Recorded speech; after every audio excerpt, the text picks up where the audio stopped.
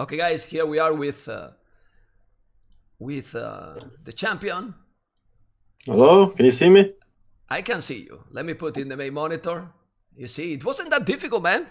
I had to get my glasses, my camera, like. Your glasses. Why you want to use now your glasses? Do you like the new name? Because now you are not the kid. Yeah, I'm Larry Potter. That's much better. I don't mind, honestly. Do you prefer Larry Potter? I thought the kid it was more cute. I don't mind Larry Potter, to be honest. Okay. Harry Potter. It's cute, right? Cool film. Yeah, it's a good series. It's cute. Okay. I watched it when I was younger.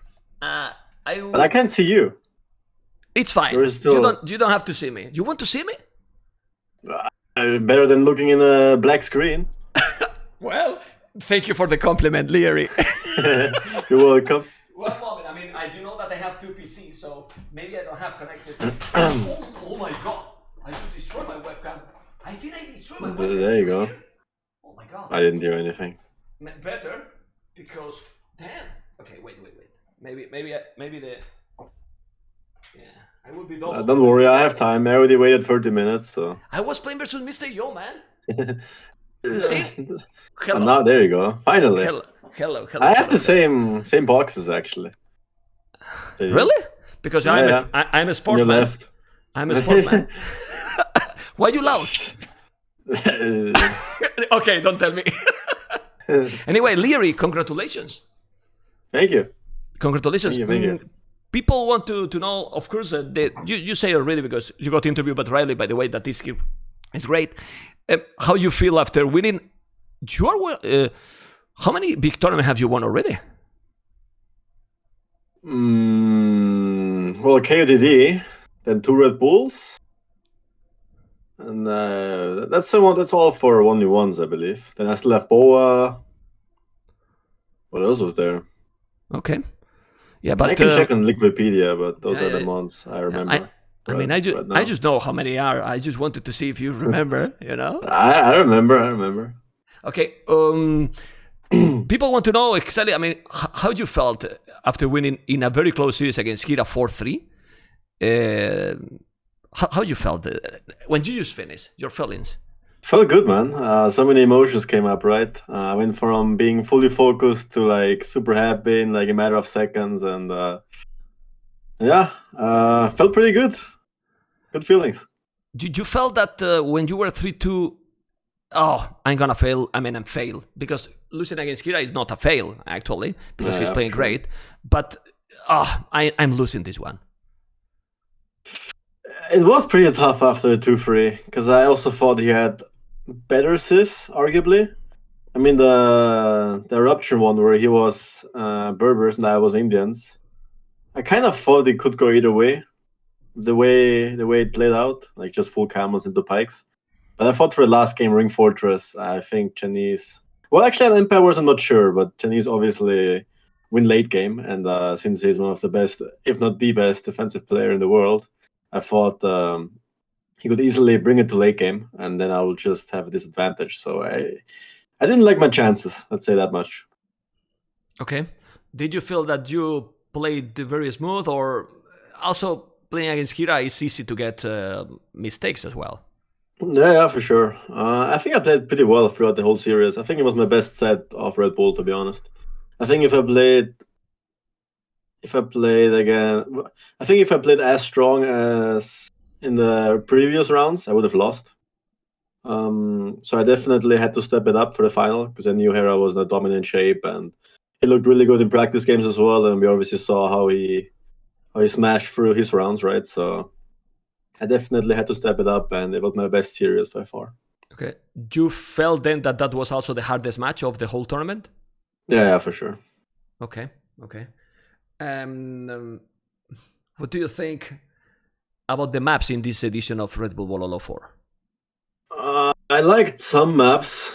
I liked the Runestones, the Arabia version, although it was a bit wallable sometimes. Meta was just a full wall there every single time in Feudal Age. So it kind of made Scouts opening not really that viable. I didn't like the water maps at all. Like both felt super campy. Like on Greenland, you win water, you win the game basically. And there wasn't really any opportunity to land or to play for land. Honestly, I don't even think there was a single player who went for land on that map in the whole tournament. Maybe in the qualifier, I don't remember. But same goes for Northern Isles, I believe. I mean, Hera tried to siege push me with Saracens because he felt like he had to do something against Japanese. But every like half the maps were just super campy. Like if you think about Mountain Range, for example, you get the middle control in Castle Age, you win. Eruption, you get the middle control, you win for all the gold. Then the two water maps, you get the middle, you win. So it's mostly just get one certain area and you just camp there and you just win. And I think every game played out the same way. You open maybe with a stable or a range or a dog, and then you just wall up to make sure you don't get hit. It's not really the meta I like. I'm more like the aggressor, the guy who fights in multiple spots. Like on Meadow, for example. Meadow, you have to open full army, right? If you just focus on walling, you're just gonna fall behind, and eventually the guy's gonna get in anyway because it's too open. So I think most maps were too wallable and too campy. Isn't that also in some way a compliment for your gameplay? And I explained. People was telling Liereyy is really good in these settings in Empire Wars. I didn't feel that this Redbull Wololo 4, of course it was Empire Wars, but I didn't feel it was that aggressive because for me, I mean, benefit all the players more than you. Yeah, I think so too. I mean, I think it benefit Hera and Viper, for example, more than me. Although Empire Wars starts obviously different. It's a faster pace in general, but I think the maps didn't really favor me that much as people make it seem to be. I think most maps were just like you wall up, you go Castle Age, you play for strategy, you camp a bit, take good engagements, and then once you have a small lead, you just try to not lose that small lead and just win eventually. So I don't think the tournament, the maps were that favorable for me this time. Okay, well, that kind of happened in the last game. When you took that lead with Franks, you didn't even make a 30C. You went all in, like all-time army. Pretty much. A snowball. Okay. What do you think about that Northern Ireland game against Winchester? When you started to notice that what is happening? When you started to notice that? I played the game like once against Hera in the practice games, and we were just like, okay, we're not gonna play this anymore. Just improvise. Honestly, anything can happen on this map. And well, against Winchester, I felt like I had a pretty good lead, winning water, and then he landed me with dropping a castle, which is obviously super risky because if I had any army at that point, game would be over right there. But it paid off for him. Then I thought he would go organ guns and push me like that. Then I made monks to counter organ guns, but I didn't know that I need redemption, or if I got. So I made monks, and then I needed to do redemption as well, which is obviously pretty expensive. Then I made knights because I thought he would push me in Castle Age, and I eventually have to outmass him, so he doesn't just take down my whole TCs. But then he just went imp, and then I thought, well, knights won't cut it against imp, against his castle with +3 attack. And so I decided to go crossbow, and then obviously I tried to land as well. It was just a whole mess. Then I just saw him dropping the first Victoria, and I was like, there's no way this works, right? This can't be a play. Then eventually he just... Manika was obviously a disaster, basically. I got the castle dropped. I had to fight on water still because he sneaked some ships around. I had to land him. Then he was also aim, so he trapped me down. So it was a whole mess. And obviously, the messier the games get, the harder it is to manage your eco. So Mika was in shambles. And then I actually thought, well, Victorias might not be that bad because you don't have to micro your whole economy. Yeah. And well, you also get some resources. So yeah, when I was taking go. I actually thought he might be ahead at some point. Then he took the score lead of like 2k score. And from that point on, it was kind of looking tough. But once I got to 110, 20 wheels and I got my arbalest numbers, I knew I should still have this game if I don't mess it up. Because eventually I do have better resource income and better army as well. But you got the score back. You see, when there was like 40 years left or so. I mean, I had to make it exciting, throwing for counter. yeah, on purpose. Larry Potter. Yeah. It was on purpose. Nah, I'm sure that you were not really feeling it. And I'm like, oh man, he's gonna win me. And then look. I was like, there's no. Why is this working against me? Like every die to elephant archers around before that. Why do Victorias work against me now as well? So It will be told, right? Elephant Archers against FPL, and then Victorious. Liereyy, what's going on? Yeah, it would have been a tough one. Yeah. Okay. Do you think you got lucky this tournament because you didn't meet Doubt? No, I wish I faced him actually the way he played. You wanted to face him for some Obviously, revenge? I wanted to face him. Obviously, Okay. I think I prepared quite well for the. I think I was in pretty good shape and pretty well prepared strategy-wise. So I'm pretty sure I would have been fine against him as well. Was kind of troll joke, kind of troll question. I know. You know. I know. You know that I joke with you. Many people do about your preparation. How much you prepare for this tournament? Well, and with who? Well, I only practiced with Farah and talked to Farah. So I only had one practice partner, which was my opponent last round. But we did prepare mainly before the knockout phases. I think before group stage, we also practiced. We talked a little bit about the maps, our home maps and stuff, and on Arabia, which was the best save, etc., etc. But I think after group stage, like when the knockout phases came, we practiced like every day 2-3 hours. So in total, I would say the week before Red Bull for knockout phases, before the quarters and semis and final, I would say we practiced in total 10-15 hours. And it was pretty efficient training. We went through maps, we played some matchups. We didn't really play all that much, but we just talked through map strategies, drafting as well. So it was quite important, and we did prepare quite well. We were pretty efficient with our trainings. Okay, is the one that you have practiced probably the most, or not? I think Red Bull 2, we practiced even harder and more as well. I think like hour-wise, we practiced maybe 5, 10, maybe even 15 more hours for Red Bull 2. But I would say, yeah, we did practice quite a bit this one as well. Okay, you know this was that the second most. Okay, you have seen that Red Bull 5 it's gonna happen, you know. And then I want to ask you, what you will change to improve the Red Bull, the next Red Bull? It's a tough question, I know, but you probably have your opinions. What I would change? Yeah, what you will change to improve, because it's gonna be Empire Wars. So what you will change? Yeah, you mean what I would change in my gameplay?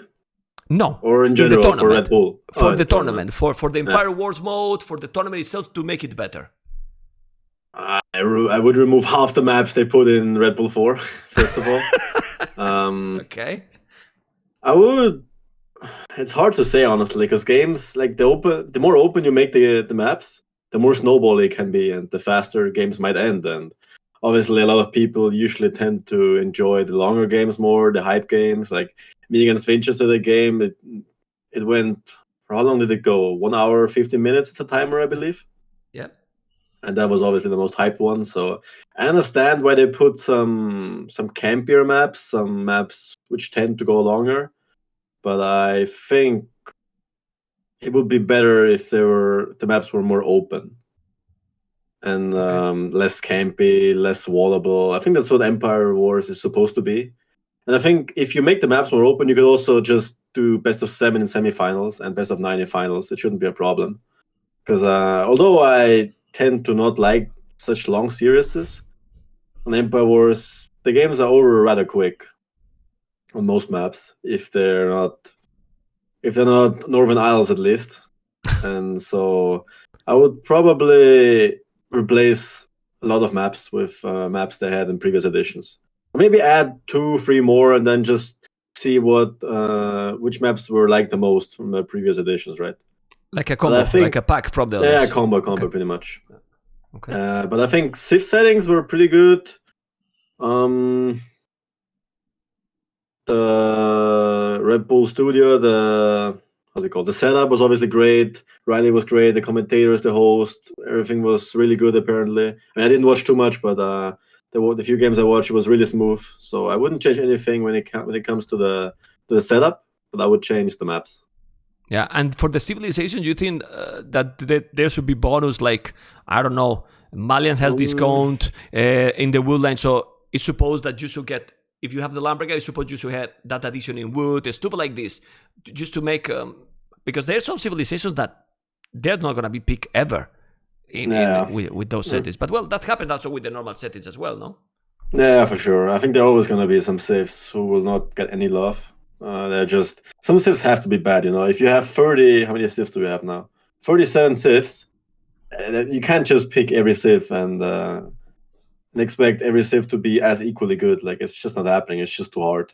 And if that was the case, the game would just be a mirror fest anyway. The game would be too similar, too boring. So some civs have to be good, some civs have to be situational, and some civs have to fall flat, unfortunately. Do you think it's better to have, for example, the deciders instead of repeat the matchups, the deciders just to make crossing with other groups, like and don't repeat the matchups? Or do you think the deciders should be inside in the same group? For example, Daut and Nikov played twice, right? So some people was telling, well, the decider make Daut has to face the third for the other group and Nikov the third on the other group, so they don't repeat the matchups. It's a possibility, honestly. I would like it, actually. It sounds good in theory. I mean, so you would say after 2 matches, one guy has 2-0, he's through to the quarterfinals. One guy is 0-2, he's out, and the second guy faces another guy from another group who's third. Yeah, and the guy who is third faces another guy from another group who is second. I would like that. I think it's pretty good, to be honest. Yeah, I was just thinking about that. Okay, pretty good idea. What was in the tournament when you were watching, or not watching but listening? What surprised you the most positively, like player, and negative, like you didn't, well, negative that you didn't expect the other Which losses? Players? Okay. What players surprised positive, like the surprise positive for you in the tournament? Like, whoa, he reached that stage. I think Winchester surprised me the most, to be honest. I thought he would go down to Jordan. Actually, now that I think about it, I practiced a few sets with Jordan before the group stages. So he was also my practice partner for a bit. And Jordan looked pretty solid, to be honest. He looked pretty strong. Took quite some games with me. We mostly played Arabia, but he felt pretty good there. I was surprised Winchester won him 3-0. Then he also beat Yo, which is obviously a great thing to do. So I was mostly surprised by Winchester, to be honest. And even against me, he played quite solid. I think it's also his style, though. I think he's more like the aggressive player as well, and that generally is better on Empire Wars. Okay. And negative, like, I don't know. What do you say? Do you expect a Jordan or for example, I'm gonna be more direct. What do you thought when you saw those? I don't know if you have seen the series. Hit a 3-0 to the Viper in pretty much 20 minutes. I mean, that day, we were playing at the same time, the 2 semifinals, and after I believe my second game was over, or like, what was the second game from me and Winchester? Northern Isles one, right? Yeah, the second. Between the second game, I heard some Discord notifications, and after the game, I checked Discord, and I knew that Hera won 3-0, and I was kind of shocked by that because I think the games were over in like 40 minutes in total. So it was, I guess, that surprised me the most. I knew Hera was looking really good in shape, and after I saw the draft, I knew he would win, but I didn't think it would be that fast. So that was kind of shocking, I would say. And also, well, actually, I think that was the most surprising, the biggest one, thing right? that happened. Maybe 3-0 in 40. What was it? 40, 50 minutes? I don't even know. It was very fast. Well, during your series, after the second game, you knew already that you will face Hera. Yeah. Can that affect your concentration? Like, it kind of bothered me a bit because, like, I still need to play more. Yeah, first of all, I was up to 0, so I felt pretty confident going into the last potential 3 games because I still had 2 home maps as well, right? But it kind of bothered me that he could watch all my games now, my last 2 games. He even catched some parts of the Northern Isles game, and we only had like a 30-minute break between the semifinal, between my semifinal and the final. So there wasn't really too much time to prepare. I kind of wanted to watch his maps. His games from the quarters and from the group stages, but I didn't really have time for that. So that was kind of bothering me a bit. But obviously, what can you do if the semifinal ends in 40 minutes? So yeah. Okay. Well, I know that this is not about you. Do you think that maybe Viper is starting to think too much? You remember that back in the days when players were facing the Viper, the players They fought that too were much. facing the Viper, they were thinking too much Yeah. that they faced the Viper. You know, what I'm trying to say. You think that maybe now is happening that to him? It's hard to say. Obviously, I've been playing on a top level for like the last 3-4 years, right? So I have some experience in that as well. And obviously, I had some downfalls as well. Sometimes where I didn't play the game at all, only got unquote bad results with semifinals, quarterfinals, and big tournaments. And people were questioning what is happening to Liereyy. Maybe he's thinking too much. Maybe he's playing too less, overthinking it, not putting too much effort into it. And I was just like, they have no idea what they're talking about. You know, like I knew what was wrong back then. I always knew what was wrong with me when I had downfalls, when I had bad days. So I'm sure Viper knows as well. And it's super hard to say what exactly is missing. I just think it's Empire Wars suits more the faster, aggressive players, and for this edition, they didn't really choose. He didn't really choose to go for the meta strategies. I just think he prepared a bit wrong. Looking at his strategy and his draft, you could tell that he had some things in mind. He prepared some stuff, but obviously it didn't work out at all. And maybe it's just wrong preparation. Maybe he has to overthink again. Maybe he has to reconsider Empire Wars again. It's hard to say, honestly. It's hard to judge. But I'm sure Viper knows himself the best. So. Okay. And how important from 0 to 10 will you consider the draft? Because the draft, it was looking like was so important during the series. Like more even than in random map tournaments. Yeah, I think drafting goes hand in hand with preparation. You could kind of see how much people prepare when they draft. And you could also tell that Viper was preparing stuff. Like, I think he got all the saves he wanted. I don't think he was like super disappointed with his draft. I mean, looking at it afterwards, obviously he might be a bit disappointed how the games went and how he might have not realized that the Meso saves, for example, are super strong. But I'm sure he got his saves as well. So you can kind of compare preparation in that sense. But drafting is one of the, I believe, most important things in the series, because like usually every player has his favorite civs and favorite maps, and when you go for your home maps, you always have some civs in mind you want to play, and you also have some civs in mind you want to play against, because obviously when you prepare stuff, you not only think about civs you want to play, you also think about civs you play against, right? Because it's a draft, each player, like one guy picks one civ, the other guy gets two civs, and so on. So, and if the enemy gets a civ which you wanted, which you planned to get, it can mess you up really badly, and it can backfire really hard. So I think drafting is super important, and it comes down to a lot of preparation and a lot of talks and strategies as well. Okay.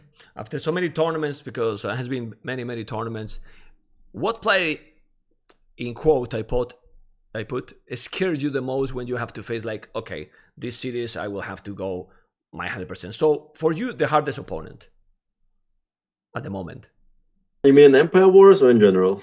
In general, because if you want to say both. I think in Empire Wars it's Hera.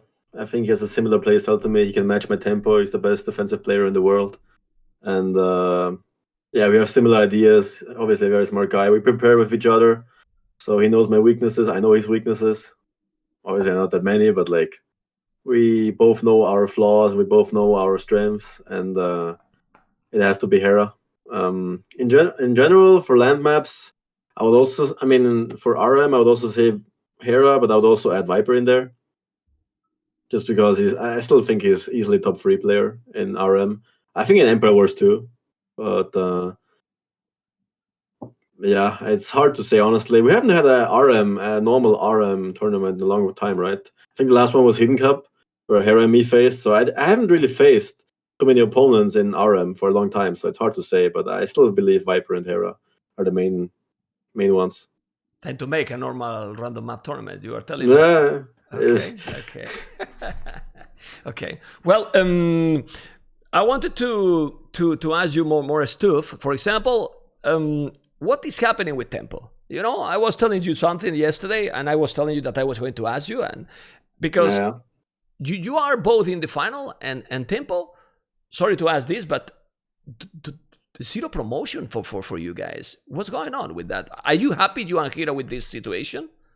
I mean, I'm not sure how much Hera minds the situation. I have to talk to him, but obviously I don't really have too many social media apps. I have Instagram, I have WhatsApp and Facebook, but I barely use any of those, to be honest. I don't even have Twitter, so even if they promote us, it wouldn't be as effective. It would be effective for Hera, but it wouldn't make too much sense for me. Obviously, I would be happy if they did, but I think they have other priorities right now. Obviously, the Corona hit them in some way as well, and they're planning to release a new game.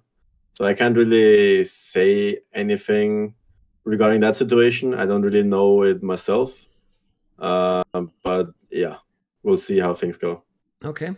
How motivated are you at the moment now with the game, and also with that? You know that Red Bull 5 is coming. Maybe something else is coming. I'm not gonna tell more because Maybe. maybe. You know how motivated is Liereyy with the game at the moment? I mean, I've always been motivated to play big tournaments. I'm just not the guy who plays 10-hour ladder games a day, because that's just not my style. I don't like it too much. I think that's just not me.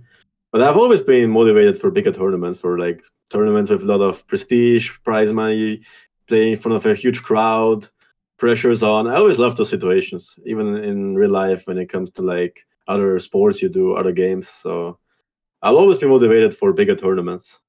I think that will never go away. I think that's just me. That's just my character, and I like it.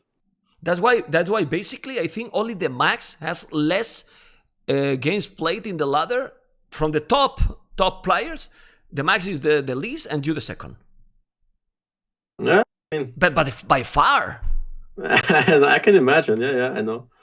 I think I checked another little ladder, and I think most Smurfs, or most people I didn't know, which I consider Smurfs, have more games than far more games than me on my main account. So obviously, and I know that I'm on the bottom line when it comes to playing regular games. So. Do you think that can be frustrated for opponents? Like, I'm practicing all the time, I'm playing all the time, and this guy, the kid, Larry Potter, or whatever you want to call it, it come there and beat me.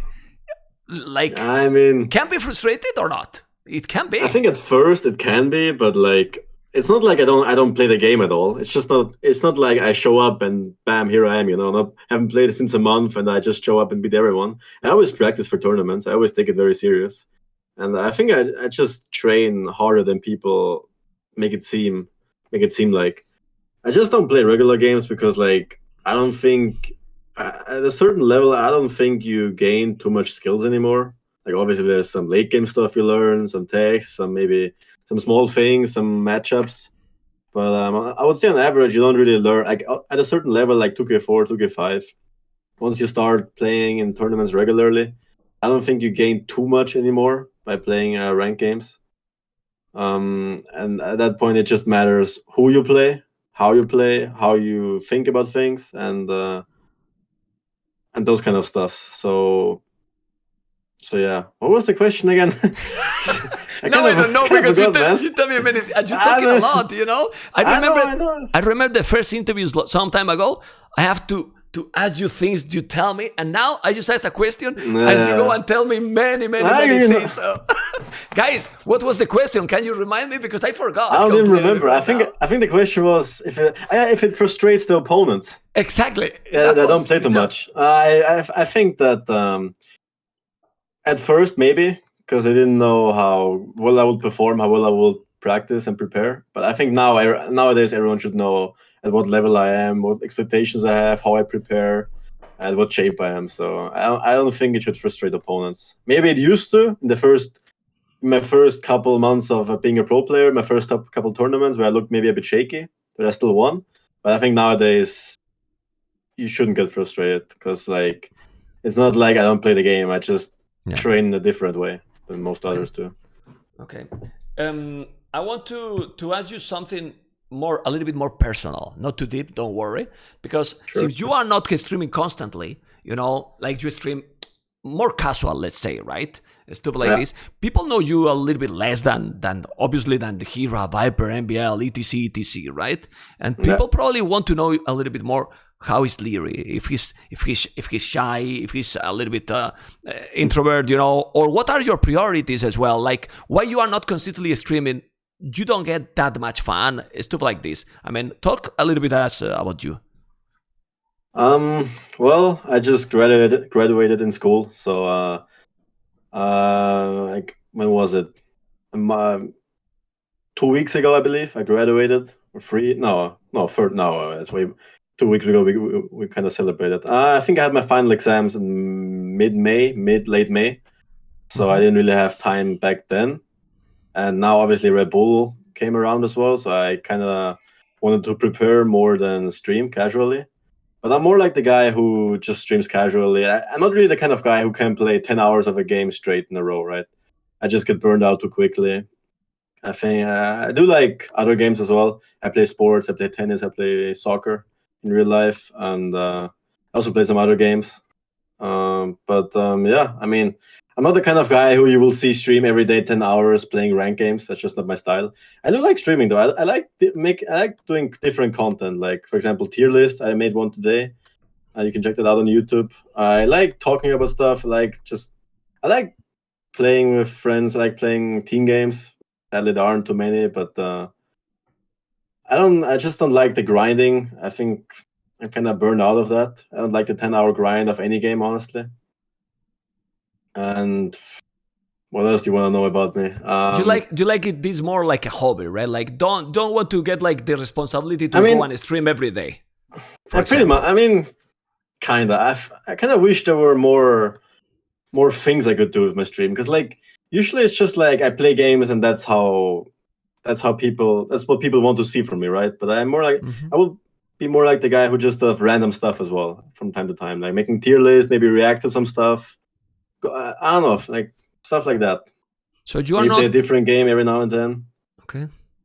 You're not the kind of gamer, Liereyy. Sorry that I interrupt you. That this COVID thing has been, because many gamers, well, with this COVID thing, we are gamers. It's okay for us. You are not that kind of guy. Yeah, I mean, I'm not the kind of guy who like streams 10 hours doing the same thing. I think that's just not me. I used to be that guy like back when I grinded AoE, like when I had nothing else to do, back when I was injured. So that time has passed me. And yeah, what else is there to say about me? Well, now I obviously have more time, so I might get back into streaming again. Obviously, school is over now. Now it's summer as well, so other priorities are a bit higher. And let's see what's next up. There is something really important. Really, really important. Why your daddy didn't came in when you won this time? He was on holidays, actually. Oh, come on. Okay. I think he catched the last 2 games, but he was playing his own game. So. Okay. I mean, do you think? I mean, I don't like to ask these kind of questions because I'm a little bit biased and so on. Did they feel also people around you or yourself that, I don't know, like maybe King of the Desert motivated you more? You feel like, oh, it was like a bigger, and it's not only because the price was a little bit more, like what motivates you the most wins till now? What do you mean? Which tournament motivated me the most? For you, it was the most happiness you felt after winning. I think the most happy I felt was winning BOA and winning KDD. Those two, because like I think we won BOA 2 and BOA 1 felt like we were stomping everyone until Secret. Well, GL came, now GL, and they stomped us in the final with some preparation, and we obviously didn't really prepare anything because we were running good, we were playing good, and there was no reason we fought. Also, we had other priorities back then. But after we won BOA 2, we kind of prepared, we put the effort into it, same as GL, and then we kind of saw what we were able to do. And winning team game tournaments with your friends, with your buddies, with your teammates is always fun, right? It's like super cool. You just spend time together doing the same stuff. You spend time practicing, scrimming, and then playing the tournament for like 5-6 hours. And after you win, it's obviously a great feeling. And also KTD was awesome. I mean, obviously these Red Bull events are sick too. Don't get me wrong. I love the format. I love the maps. I love Empire Wars. But obviously KTD is like Arabia only. This is the most prestigious map. This is the map everyone plays. This is the map which has the most prestige on the line. This is the map where people say it's you need the most skills, you need the best macro, micro, whatever. It's just the most competitive map, and winning that tournament obviously meant everything to me. So okay, those two. Okay, well, I don't have too much to ask. I don't know if some of the viewers want to make some question. I will ask only Liereyy. Don't worry if some question is very, very interesting, because you know that the viewers are trollers. Yeah, really troller. Yeah. Well, what are your plans? Studying, career? Well, you can tell that. Well, for now, I don't really have any set plans, honestly. Obviously, I'm in the gaming industry, and a lot of things can happen. Who knows how AoE will develop, right? Maybe it will be a huge game. Maybe it will develop even more. Maybe AoE 4 will be a huge success, and I switch into that. Maybe it will be a flop, and I stay at AoE 2. Maybe AoE dies. Maybe AoE grows. Who knows? So I keep my options open. Regarding studying things, I haven't really found anything I want to study. Like in school was always like, I show up, I do my thing, and that's it. I didn't really study anything to like my finals. I didn't really have to. I was just barely passing, and that's enough, honestly. So I haven't really found anything I liked so far, which I could study. But I also know that there are plenty of jobs, thousands of jobs I have no idea about. There's so many options you can go, so many ways you can go. So I just keep my options open and improvise, basically. Do you know that you look a lot more mature than most of the people at your age? Yeah, I know that. A lot of people tell me, and I think I recognize that myself as well. Like when I see other people, I don't know, do stupid shit like quit school 1 year before they graduate or some stuff like that. It's just like, or when they study something that I know they don't enjoy or something, just because, well, I have to study. It's you have to, you know. What else do you do in life? It's just like, yeah, I do get that compliment a lot. I consider it as a compliment, at least. It's a compliment. For me, it's also sad because I cannot call you the kid anymore. It's a disaster, you know. But now I coach you in life. well, you coach me. Yeah. Okay. Well, that's probably also because of family. I mean, all these kind of values and so on, thanks to your family. And do you have brothers? Yeah, I have a brother and a sister. We're both significantly older than me. Oh, so you are I'm the youngest one, yeah. The youngest, okay. You always the youngest, you see? Yeah, even my family, like in the game as well, like some things never change. Okay. Well, that's it, Liereyy. Like, we could be here talking a lot, but I think we have been talking quite a lot already. I just wanted to congratulate you for the Redbull Wololo 4, to talk a little bit with you, that people know you a little bit more than they do, and well, because I wanted to interview you in the final, but this man took over in a way. So fun, this Riley, and really good host, huh? Yeah, great. It was great. Yeah, it was. I know you wanted it. I was just waiting for you.